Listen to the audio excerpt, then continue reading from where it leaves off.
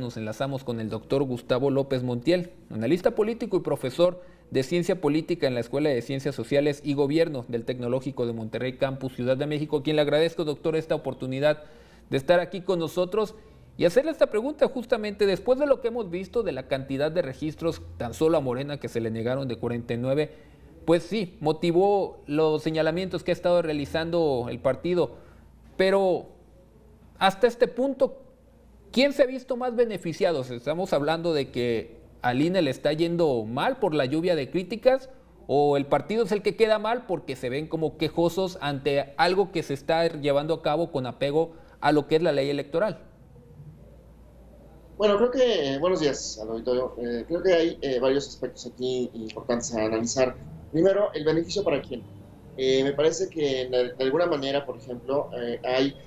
algunos candidatos, candidatas que pueden ser beneficiados por esta acción porque les permite realizar acciones sin presentar sus nombres, pero les permite realizar acciones que les ubican como víctimas de la autoridad electoral. Sin embargo, también, por otro lado, el propio partido se ve, pues de alguna manera perjudicado porque pues al final de cuentas no pueden realizar campañas, no pueden llamar al voto porque no tienen candidato o candidata en el sentido estricto. Y eso depende también del cargo. Por ejemplo, en el caso de los dos cargos de gobernador que quitaron a Morones y a Salgado, pues al final de cuentas ahí pues las figuras son mucho más relevantes que los cargos, por ejemplo, en el caso de los diputados, de las diputaciones locales, de los seis registros que se negaron, en buena medida porque ahí pues el conocimiento es menor, la cercanía con la gente es menor y en ese sentido pues tal vez la afectación pueda ser mayor, ¿no? En el sentido de que no pueden darse a conocer los nombres. Pero bueno, a final de cuentas me parece que hay perjudicados y beneficiados, pero me parece que la principal perjudicada es la ciudadanía, porque la ciudadanía no tendría clara la forma en la que hay participación o no de candidatos por parte de Morena. Y creo que en ese sentido, pues sí hay cierta responsabilidad, obviamente por parte del partido político, por no asumir o no haber asumido las condiciones a partir de las cuales se daba el registro de candidatas y candidatos. Y creo que es una falla muy importante porque, pues obviamente, no únicamente meten en entredicho la autoridad electoral, que seguramente va a ser, pues de alguna manera, perjudicada pues por lo que se genera, la condición que se genera en términos mediáticos, sino también porque pues habrá que generar mayores mecanismos burocráticos en el futuro para asegurar que los partidos cumplan con lo que tienen que cumplir en términos legales.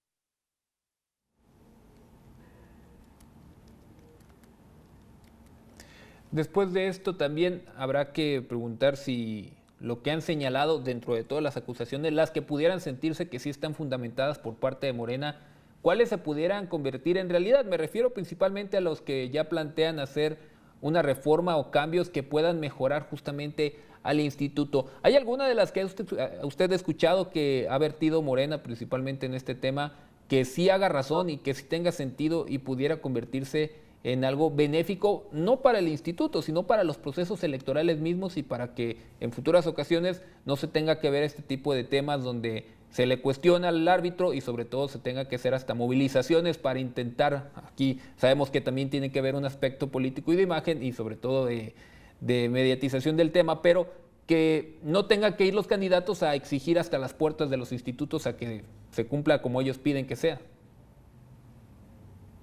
Claro, en muchos sentidos, por ejemplo, las reformas que hemos tenido históricamente han respondido a las necesidades de los partidos. La reforma de 2007, por un lado, la de 2014,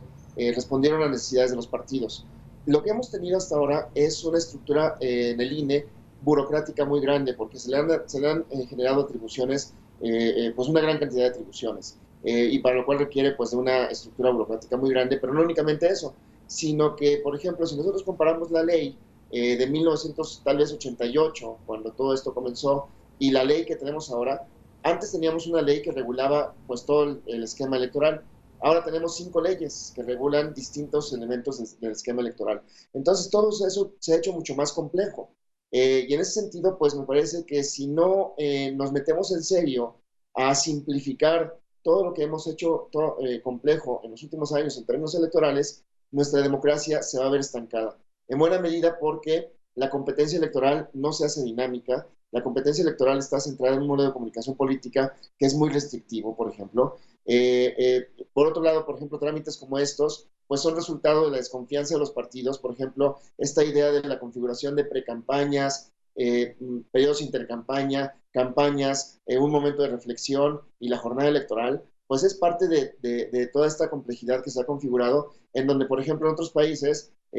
pues la campaña es la campaña, no pasa nada, todo el mundo puede decir lo que tenga que decir hasta el punto de no violar la ley, y sin embargo aquí en México tenemos que cuidar que los partidos y los candidatos, candidatas hagan lo que tienen que hacer, que la autoridad electoral haga lo que tiene que hacer, y en ese sentido, pues hemos hecho todo tan complejo que al final de cuentas puede generarse una desafección con la democracia. Creo que la siguiente reforma electoral tendría que ver con las necesidades de los ciudadanos y ciudadanas en el contexto de la democracia y no necesariamente con las necesidades de los partidos políticos. Y lo que se ha planteado en términos de la reforma al INE se planteó incluso desde la llegada de esta administración al poder. Se buscó generar una reforma electoral que modificara la estructura electoral que tenemos ahora, que en buena medida es un tanto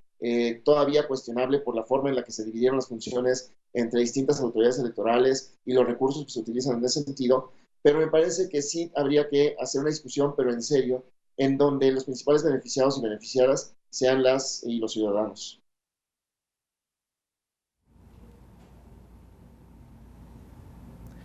Tomando como base, doctor, la popularidad con la que aún cuenta el partido de Morena y todo lo que gira en torno a ellos, con el apoyo incluso del presidente, los señalamientos que se hacen hacia el instituto, ¿le estará restando credibilidad y esto pudiera ser perjudicial para futuros procesos electorales? Si no se hace algo adecuadamente, habría que proteger al instituto de alguna manera para que no termine totalmente desacreditado después de este proceso 2021.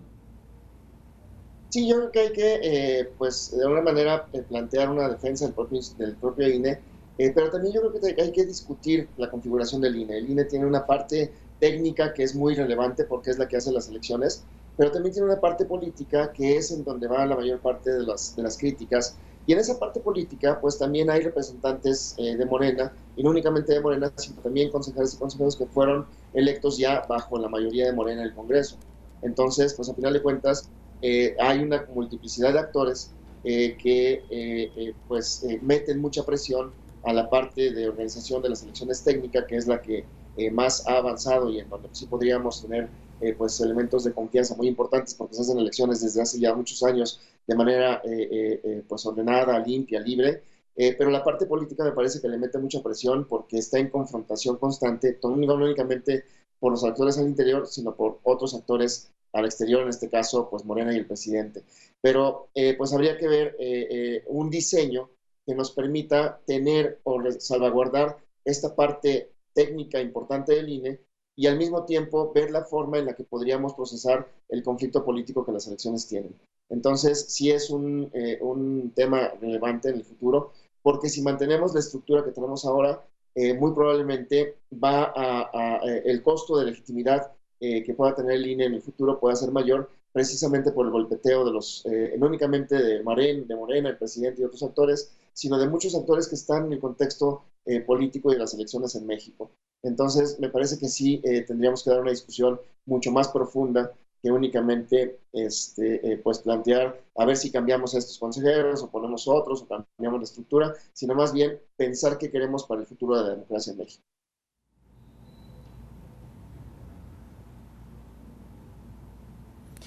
Dentro de todo hay una lección importante que nos deja este tema. Doctor, muchas gracias por habernos acompañado esta mañana de jueves. Agradecemos su punto de vista y esperemos seguir teniendo contacto con usted para mayor análisis de otros temas que vayan surgiendo en este 2021 dentro del proceso electoral. Muchas gracias.